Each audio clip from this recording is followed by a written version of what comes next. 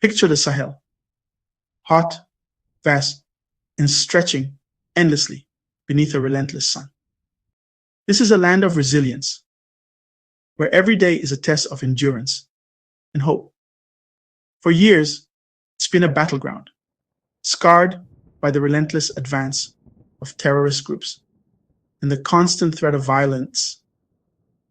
Burkina Faso, Mali, and Niger stood on the front lines, their soldiers risking everything, hoping for real support from their Western allies, support that would make a difference. But instead of true partnership, they received lectures, aid tangled in bureaucracy, and advice that didn't fit the harsh realities on the ground. Foreign troops arrived, but security never followed. The violence only deepened, and the sense of betrayal grew stronger. The people saw promises broken year after year and began to ask themselves, if the old way isn't working, why keep repeating it? Frustration boiled over. Old alliances, especially with France, began to crumble, replaced by anger and a longing for change. Leaders and citizens alike decided it was time to take control of their own destiny, to shape a future that reflected their needs and dreams. They made a bold move, leaving ECOWAS, convinced it served outside interests more than their own people's hopes. Isolated and sanctioned, they chose unity over division, standing together, not as pawns of foreign powers, but as authors of their own future. They reached out for new friends and, more importantly, discovered strength and solidarity in each other. This was more than just politics. It was a powerful declaration. African problems demand African solutions, crafted by those who live them. The world watched with skepticism, expecting them to stumble, to fail. But these nations were only just beginning their journey. Against all odds, a new chapter was being written, one of hope, determination, and the unbreakable spirit of the Sahel's people. And as the world watched, the people of the Sahel stepped boldly into their new dawn. In the midst of this upheaval, a new leader emerged in Burkina Faso, Captain Ibrahim Traoré. His rise was unexpected, but it came at a time when the nation desperately needed hope and direction. Young, in uniform, and hands-on, Traoré was nothing like the politician before him. He was a fresh face, unburdened by the old ways, and he brought a new energy to the country's leadership. When he took charge in 2022, the country was on the brink. Terrorists controlled vast areas, and hope was fading. Villages were abandoned, families displaced, and fear was everywhere. Traoré spoke as one of the people, not above them. He listened to their struggles and made their voices part of his mission. He called for unity. This is our home. We build and defend it together. His words resonated, stirring a sense of pride and responsibility among the people. He didn't promise miracles, just hard work and shared sacrifice. He was honest about the challenges ahead, and that honesty earned respect. The people responded, inspired by his presence on the ground, building roads, visiting farms, and standing with soldiers. Traoré was seen everywhere, not just in the capital, but in the heart of the country's struggles. He led by example, matching the people's sacrifices with his own. He worked side by side with citizens, showing that leadership meant service. This built trust and a sense of shared purpose. People began to believe that together they could overcome even the toughest obstacles. Under his leadership, the nation began to believe in itself again. A new spirit of hope and determination swept across Burkina Faso.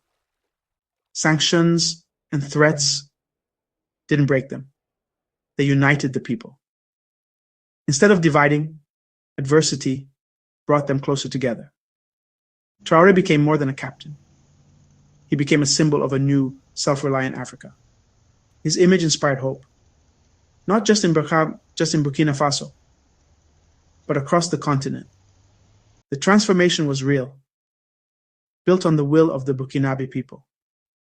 Communities came together, rebuilding what was lost and forging a new path forward. They saw that change was possible if they did it themselves. The people realized their own strength and the power of collective action. A national awakening had begun, fueled by courage, unity, and a belief that the future was truly in their hands. What do you do when your three neighbors facing the same threat and abandoned by old allies? You unite. When the world turns its back, you look to each other for strength, forging bonds that go beyond politics or convenience. Burkina Faso, Mali, and Niger formed the Alliance of Sahel States, AES. This was more than a diplomatic handshake. It was a declaration of shared destiny in the heart of the Sahel. This wasn't just a pact, it was a promise. An attack on one is an attack on all. The alliance was built on trust, mutual respect, and the urgent need to protect their people. Suspended from ECOWAS and threatened with intervention, they stood their ground. The world watched as these nations refused to bow to pressure, determined to chart their own course. The AES became their shield and sword, planning a joint military force to fight terrorism together. For the first time, their armies would operate as one, sharing risks and rewards. No more waiting for foreign troops. This was about homegrown solutions. The people of the Sahel would defend their own land on their own terms. Soldiers who knew the land, the languages, and what was at stake. Their connection to the region gave them an edge outsiders could never match. Joint operations and intelligence sharing followed, presenting a united front extremists hadn't seen before. Their collaboration sent a clear message. Division was no longer an option. Funding and resources were tight, but the alliance meant sovereignty and hope. Communities rallied behind their soldiers, believing in a future shaped by their own hands. It was a bold experiment. African nations acting for themselves. The world had rarely seen such determination from the Sahel. The AES showed that unity could be forged from necessity, not just history. In the face of adversity, they found common purpose and new strength. Whether it succeeds or fails, it's already changed the region's story. The world is watching, and the stakes have never been higher. The days of divide and conquer are over. A new chapter is being written in the Sahel, one of resilience and unity. Now it's about building together. From security to development, the future is in their hands, and the world is taking notice as the Sahel's three musketeers redefine what it means to stand together. Breaking with the West, the AES countries needed new partners and found them. Turkey answered first, sending armed drones instead of lectures, giving the Sahel armies a crucial edge. Russia and China stepped in, offering diplomatic and material support, eager to fill the vacuum left by the West. For the Sahel, it was about finding equals, not patrons. Morocco joined in, offering military cooperation and, critically, access to the Atlantic, an economic lifeline. This was African solidarity in action, building new trade corridors and opportunities. Even North Korea made headlines, reportedly sending elite guards to protect Captain Traore. The coalition was unconventional, but survival trumped appearances. The AES was building bridges, military, economic, and diplomatic, on its own terms. They didn't care how strange their new alliances looked to outsiders. What mattered was security, sovereignty, and a future they controlled. The message was clear. Africa could choose its own friends, and it was ready to do so. Cut off from aid, facing embargoes, and fighting a brutal war, Burkina Faso should have collapsed. Instead, the people built. Led by Traore, they focused on basics: roads, schools, hospitals, real change, not prestige projects. Community work programs saw citizens and soldiers building side by side. Traore was there too, shovel in hand, inspiring national pride. Every road, every school was an act of defiance and hope. They boosted local agriculture, aiming for food security and less reliance on imports. Factories began processing local goods, creating jobs and keeping wealth at home. Progress was slow and hard, but it was theirs. The people saw results and hope grew. They proved that unity and determination could replace foreign aid. The Burkinabe spirit turned hardship into strength. Their greatest resource wasn't money, it was their collective will. Against all odds, they were building a future, and the world was watching. Now look at Kenya. Stark contrast. While Burkina Faso turned inward, Kenya borrowed billions from the IMF and World Bank. The result? Crushing debt, new taxes, and painful austerity. Prices soared, and ordinary people suffered most. Youth unemployment and frustration exploded into mass protests. The government's top-down approach left many behind. Nairobi's streets, once symbols of progress, became battlegrounds. The people rejected a model that benefited creditors more than citizens. Burkina Faso built unity through shared sacrifice. Kenya was fractured by outside imposed policies. This contrast poses a question for Africa: heavy borrowing or self-reliance? Kenya's story is a warning about the costs of dependency. Burkina Faso offers a difficult but sovereign alternative. The choice is clear and urgent. Defiance comes at a price. Captain Traore has survived over 20 assassination attempts. The revolution he leads threatens those who profited from the old order. Sanctions and embargoes aimed to break Burkina Faso, hoping the people would turn on their leader. But every failed attack, every new sanction only strengthened their resolve. The people and their leader grew more united, turning hardship into innovation.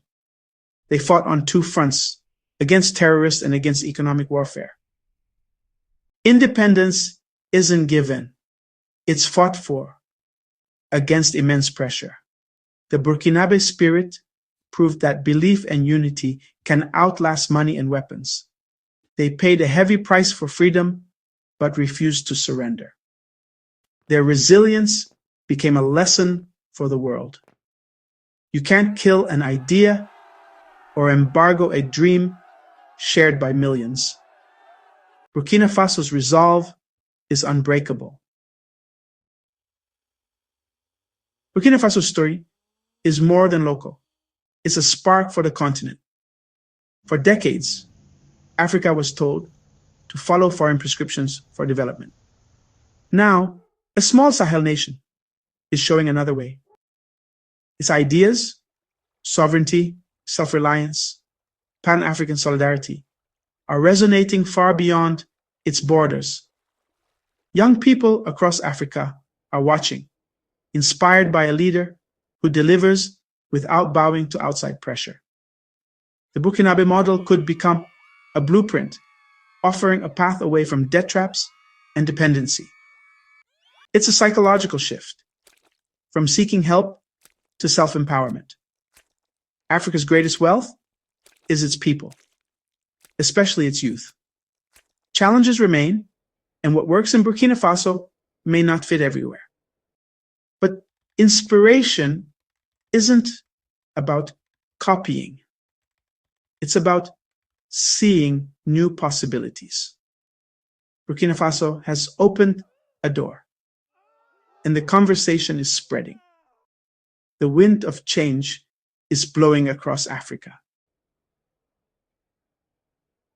As this story unfolds, we face urgent questions.